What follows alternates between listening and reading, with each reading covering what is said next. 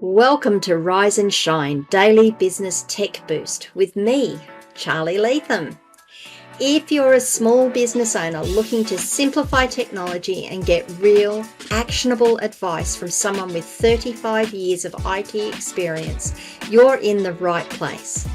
Every episode, I'll dive into tools and systems like email, CRM, marketing and tracking, and break them down into bite-sized tips you can use right away. Your time is valuable, so let's get straight to the point. It's time to work smarter, not harder. Rise and shine, it's your daily dose of business tech inspiration with me, Charly Leetham. Episode number 356, How to Secure Your Business's Cloud Storage. But first, let me wish you all a happy new year. It's the 1st of January 2025. How long is it going to take us to remember to say 2025 and write 2025 and not 2024?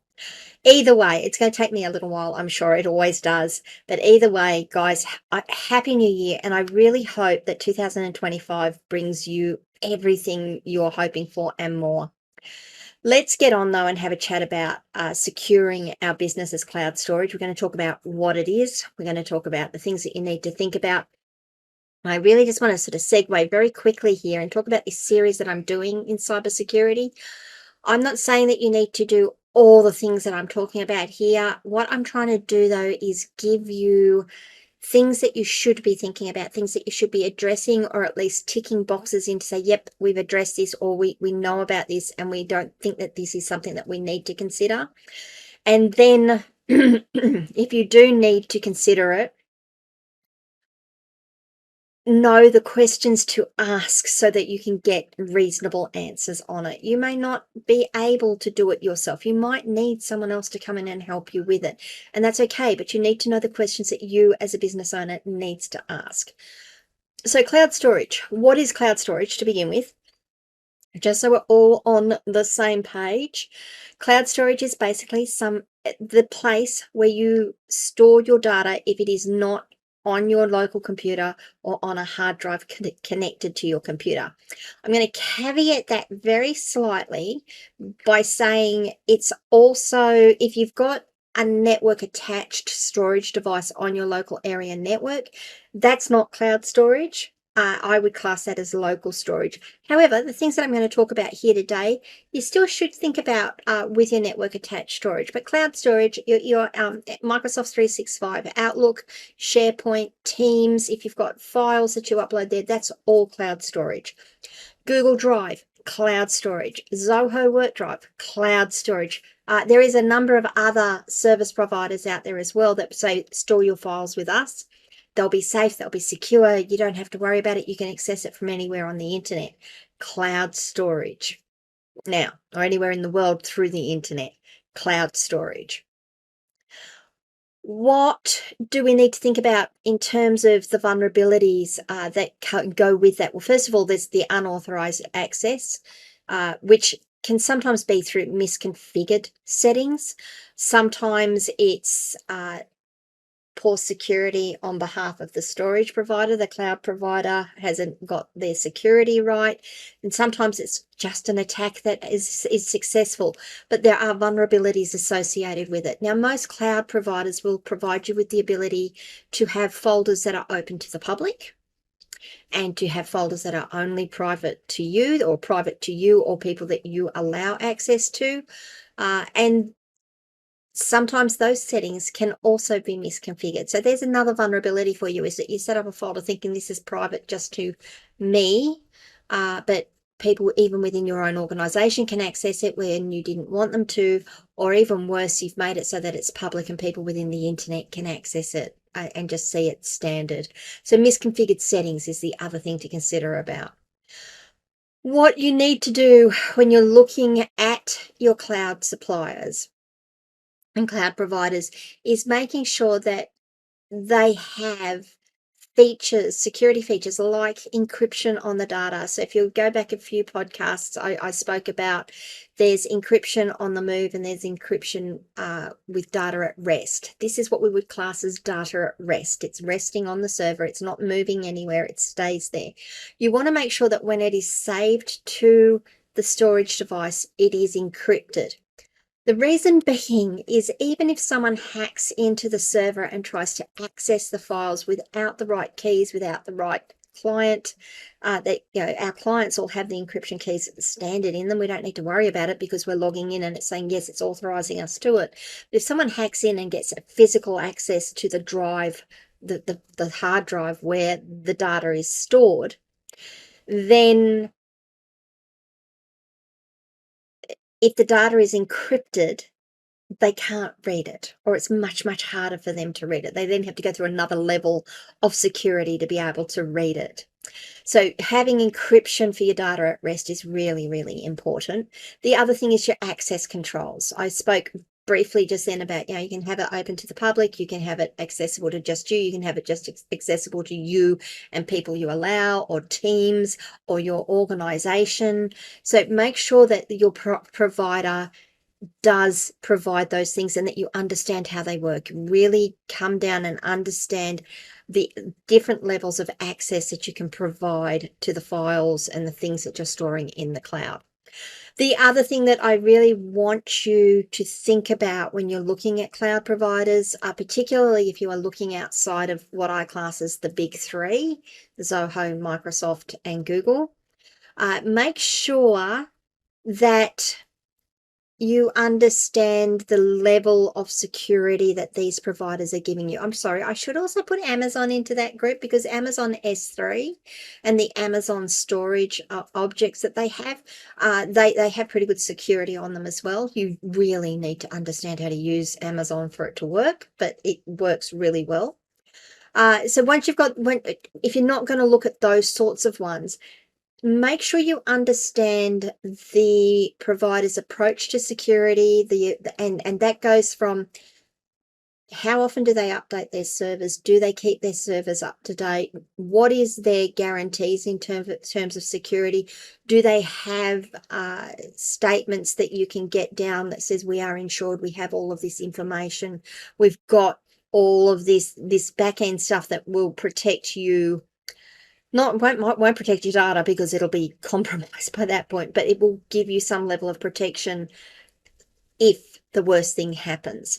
Are they maintaining their servers and their storage devices at a good level of security? Are they maintaining that software? If you go back a few podcasts, I spoke about the importance of maintaining our software. This comes in here as well.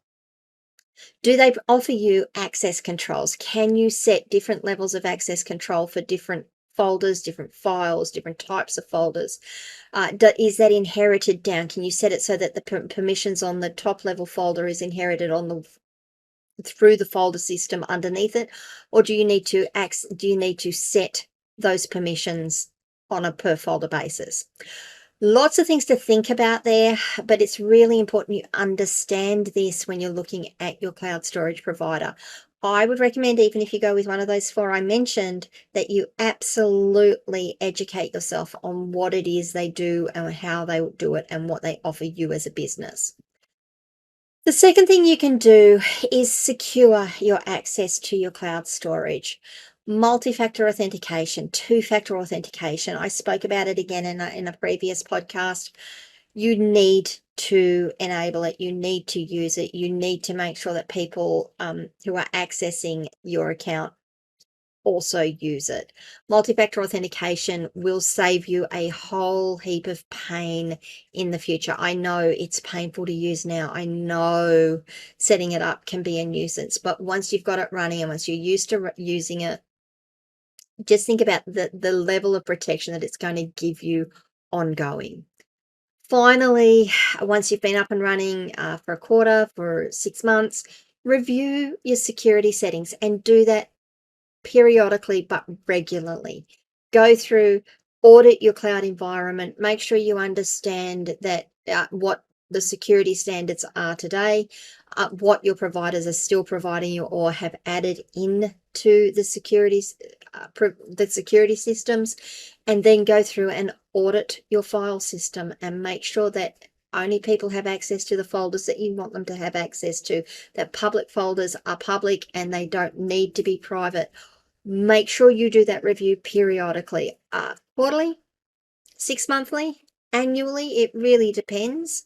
It depends on what level of risk you want to take on your system being compromised. So they're the things to think about. Cloud storage is really important. I know people think, oh, we'll just throw it up in the cloud, it'll be fine. And then they're wondering, well, how did that get hacked? How did they get all my employee details? And you find that you've put your employee database, your employee spreadsheet up in the cloud. It's in a folder that someone got access to, and now they've got all of your employee details. Yeah, it can be rough. Imagine if that was all of your client details and they got leaked out. It can be rough, because then you've got to tell people that this information has been accessed. You've got to go through all of those processes to notify and to rectify once a hack has occurred. So trying to minimize that hack right up front is really you're not gonna stop the hacks. Remember what I said about you're never ever going to stop the hacks, but what you're going to do is minimize the success of them, and hopefully you're going to make it so hard to hassle you that they'll go hassle someone else, or they'll go do something else, that's more rewarding to them. So there you go. That's how you secure your business's cloud storage. Tell me, guys, what cloud storage systems are you using? Leave comments wherever you are watching or listening to this video. What cloud storage systems are you using? What protocols, what security strategies do you have in place around it? Did you even think about your security of that, or have you just trusted it to the system and hope that the system will handle it for you? What are you going to do differently based on what I've shared with you here today? I would love to hear. Please, as I said, leave comments wherever you are watching or listening to this video. You can send me a DM on any of our social media channels. I will answer eventually. You can always come across and join me on my locals community, askcharlyleetham.locals.com, and join the conversation there. I'd love to hear from you. Please, if you can, like this video. I would love that. That would really help get my message out further to other people. If you haven't already, subscribe to the channel, ring the notification bell so you find out when I drop more content. And I will be back tomorrow at 8 a.m. Australian Eastern Standard Time. And we're going to be talking about regular audits and why they're important to your security measures. See you all tomorrow, guys. Bye.